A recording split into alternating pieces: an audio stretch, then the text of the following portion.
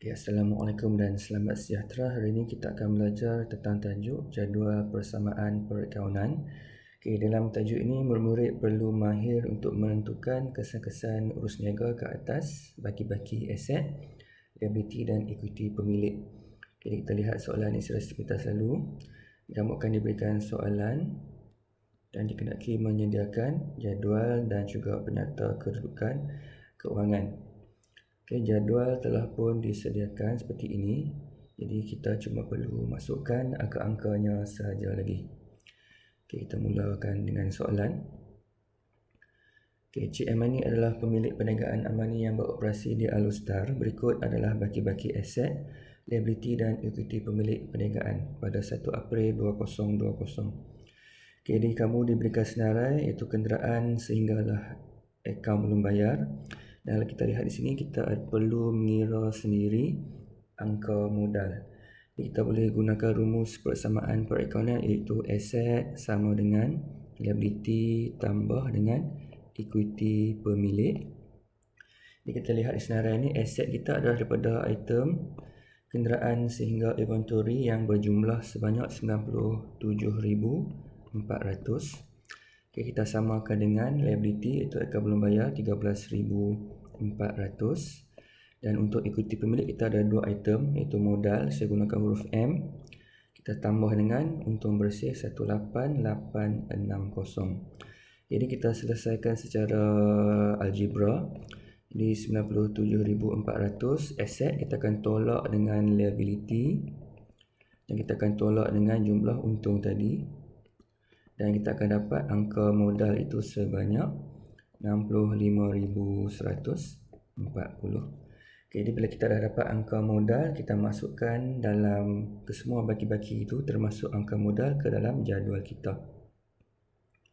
Pada baris yang pertama itu baris baki kenderaan, kita ada nilai RM40,000, perabot 16,500, bank 21,000, akaun belum terima 7,500, inventory 12,400. Modal kita baru kira tadi 65,140.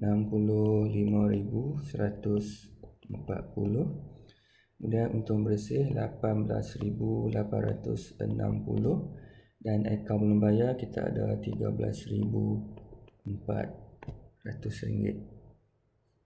Itu adalah angka baki-baki yang diberikan dalam soalan. Jadi kita lihat urus niaga yang pertama. Belian barang niaga secara kredit 6,400 daripada pembekal Ain. Di sini kamu perlu kenal pasti kata kunci yang pertama adalah barang niaga. Dan disebabkan kita beli secara kredit, maka kata kunci yang kedua adalah sebenarnya pembekal Ain.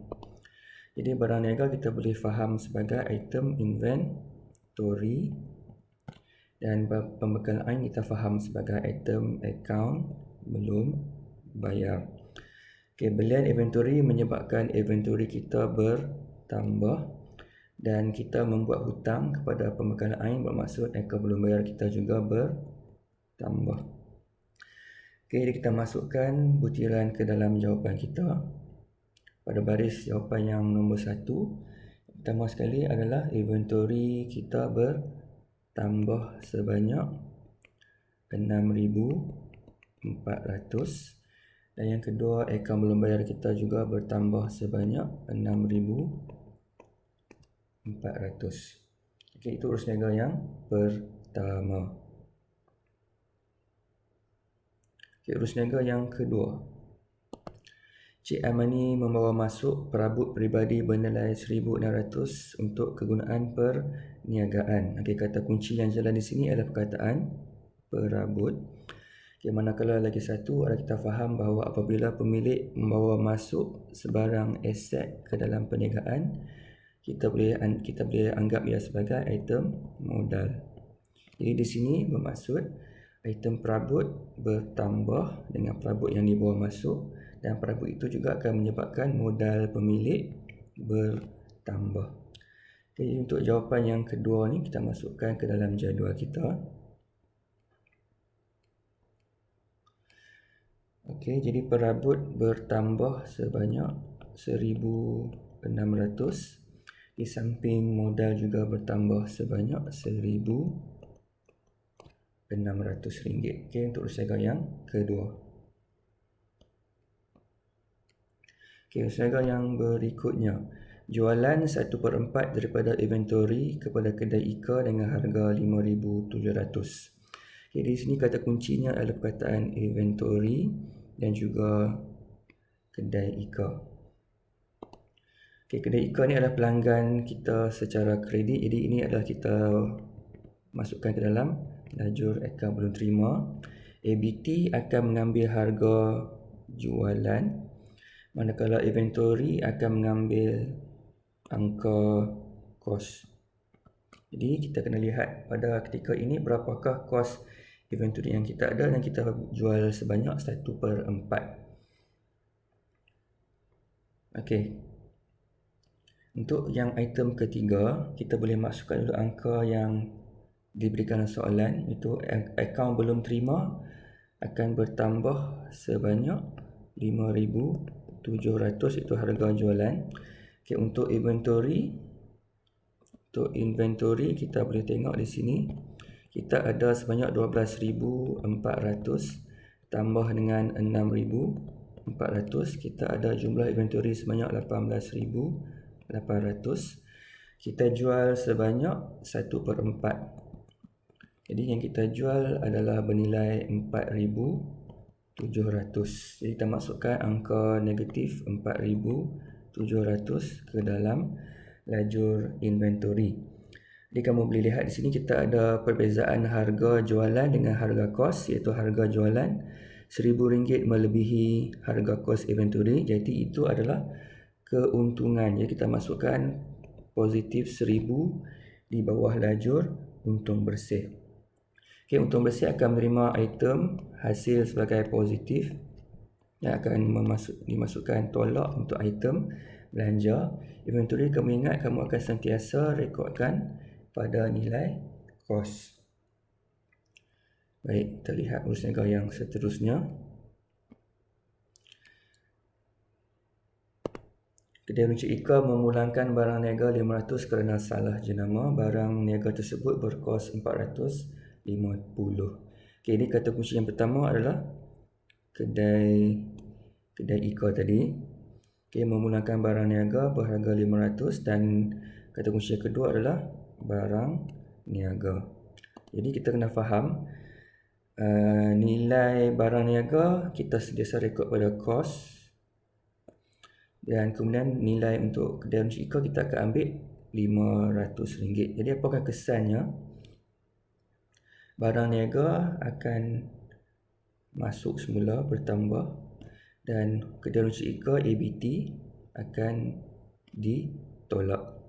Okey, kita masukkan jawapan kita dulu dalam jadual. Okey, kedai Ika itu ABT kita tolak sebanyak 500. Okey, inventory masuk semula sebanyak 450 nilai kos. Jadi di sini kita lihat kita ada negatif akaun belum terima 500, positif inventory 450. Jadi di sini kita ada kerugian sebanyak RM50.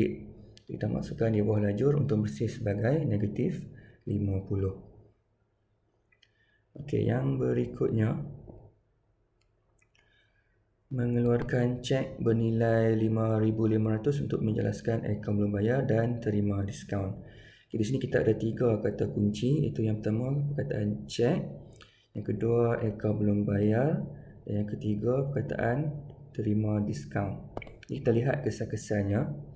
Kita keluarkan cek. Jadi cek kita akan gunakan lajur bank akan ditolak. Untuk menjelaskan akaun membayar, bermaksud akaun belum bayar juga kita akan tolak, dan kita akan terima diskaun. Ini bermaksud kita akan tambah pada lajur untung bersih. Okay, jadi cek bernilai RM5,500, diskaun bernilai RM350. Okay, kita masukkan jawapan kita ke dalam jadual. Okay, masukkan angka yang jelas dulu. Okay, untuk item yang kelima ini kita dah diberikan dalam soalan bank kita tolak sebanyak 5,500. Okay, kita terima diskaun sebanyak 350, masukkan sebagai positif 350. Jadi sebenarnya berapakah nilai akaun belum bayar yang kita jelaskan? Jadi kita kena tambah kedua-dua angka bank dan angka untung bersih. Jadi sebenarnya akaun belum bayar berkurang sebanyak 5,850, iaitu angka cek sebanyak 5,500, kita kena tambah semula dengan 350. Inilah jumlah penuh nilai akaun belum bayar yang kita perlu tolak semula. Okey, urus niaga yang berikutnya. Menerima cek daripada akaun belum terima berjumlah 5,000 untuk menjelaskan hutang yang berjumlah 5,250. Okey, kata kuncinya ialah perkataan cek dan akaun belum terima. Kita lihat kesan. Apabila kita menerima cek bermaksud bank kita akan tambah. Okey, akaun belum terima akan berkurang sebab dia membayar hutangnya. Okey, jadi angka akaun belum terima adalah 5,250. 5,000 ini adalah angka cek. Jadi kita masukkan dalam jawapan dulu. Okey, untuk item yang ke-6 ini, bank kita terima cek bernilai 5,000, di bank tambah 5,000. Akaun belum terima, hutangnya yang berjumlah 5,250, kita tolak di bawah lajur akaun belum terima. Dan di sini terlihat jumlah hutang 5,250, kita terima cek hanya 5,000. Di sini sebenarnya kita ada memberi diskaun, jadi kita ada kerugian sebanyak RM250. Okay, diskaun diberi kepada akaun belum terima. Okay, urus niaga yang berikutnya. Mengeluarkan cek. Okay, kata kunci cek 750 membayar premium insurans nyawa pemilik. Jadi ini untuk kegunaan peribadi kita anggap sebagai ambilan. Jadi apa kesannya? Cek akan berkurang, ambilan akan bertambah. Kita masukkan dalam jawapan kita. Okay, bank kita akan tolak sebanyak 750. Okay, ambilan kita kena masukkan sebagai tambah 750. Okay, ingat nak, ambilan sentiasa masukkan sebagai penambahan. Jadi walaupun kita nampak dia tidak seimbang, tapi itu cara kita masukkan angka di bawah lajur ambilan, sentiasa masukkan sebagai angka positif. Okey, yang berikutnya, membayar gaji pembantu kedai. Jadi kata kunci di sini adalah gaji dan cek. Okay, gaji adalah belanja, jadi kita akan masuk sebagai tolak untung. Bayaran guna cek, jadi bank akan berkurang sebanyak 1,200. Kita masukkan dalam jawapan kita. Bank kita akan tolak 1,200 dan untung bersih kita akan tolak sebanyak 1,200. Okay, urus niaga berikutnya. Menjual barang niaga secara tunai berkos 2,500 dan memperolehi keuntungan 200. Wang yang diterima dibankkan. Okey, baik. Kita ada beberapa kata kunci di sini, iaitu yang pertama barang niaga, yang kedua kita dapat keuntungan, dan yang ketiga perkataan bank. Kita lihat kesan-kesannya. Menjual barang niaga, jadi inventory akan ditolak pada harga kos. Okay, untung bertambah sebanyak 200. Kemudian wang diterima dibankkan, jadi bank pun akan bertambah. Okay, bank akan bertambah sebanyak 2,700, iaitu harga kos barang dan juga harga keuntungan yang kita dapat. Kita masukkan dalam jawapan kita.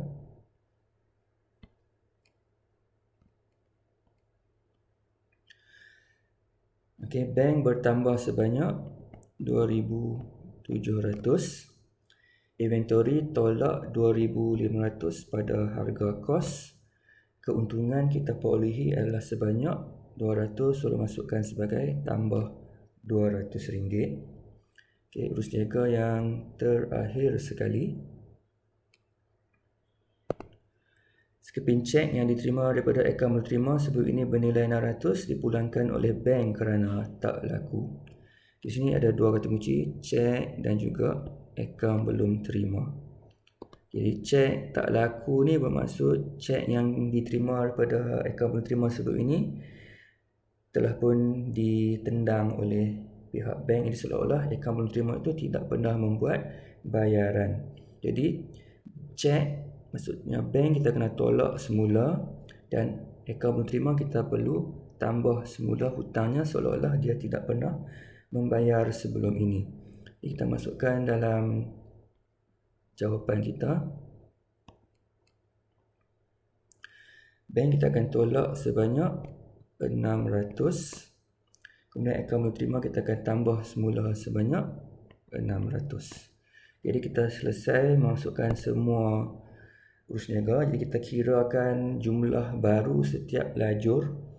Jadi kenderaan kekal RM40,000, perabot kita dapat RM18,100, bank RM20,650, akaun belum terima berjumlah RM8,050, inventory berjumlah RM12,050, modal berjumlah RM66,740, untung bersih RM18,910, ambilan RM750 dan akaun belum bayar RM13,950. Jadi kita akan gunakan angka yang kita dapat di bawah jumlah itu. Kita akan masukkan ke dalam format penyata kedudukan kewangan seperti yang tertera di bawah. Okey, kita masukkan semula 40,000, kenderaan, perabot 18,100, bank 20,650, akaun belum terima 8,050 dan kos inventory 12,050. Okey, untuk sebelah equity pemilik kita ambil semula angka baru modal 66,740, untung bersih 18,910, ambilan masukkan sebagai tolak di sini 750 dan akaun belum bayar 13,950 dan kita kirakan semula jumlah. Jumlah besar terdapat 98,850. Jadi modal disebut modal awal tambah untung bersih terdapat 85,650, tolak ambilan dapat modal akhir 84,900, tambah dengan akaun belum bayar kita dapat 98,850. Okey, itulah jawapan lengkap kita jadual persamaan perakaunan berserta dengan penyata kedudukan kewangan. Okey, jadi harap kamu boleh buat latihan ini sendiri dan rujuk jawapan dan langkah-langkah sekiranya ada yang kamu tidak faham semula.